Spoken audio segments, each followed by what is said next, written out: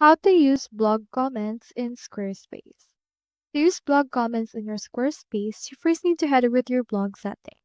So make sure to click onto this settings or gear icon right here in order to open this.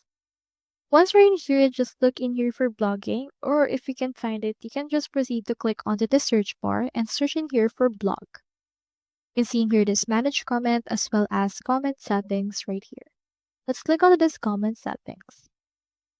Now in here, make sure to enable your comments globally. And in here, you can choose in here if you actually allow simple comment likes, if it requires approval, if you allow anonymous comments, threaded comments, if you show avatars, as well as enable comments by default when posting.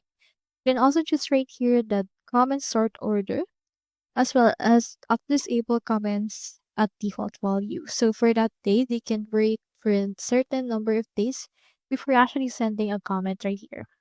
You can also enable comment flags right here. You can turn that on for the flags for the moderation right there. Make sure to save this right here. And after that, you should be able to enable this right here, and visitor will then be able to leave comments, which you can manage in your website settings. So that's all there is today, and I hope this video helped you out.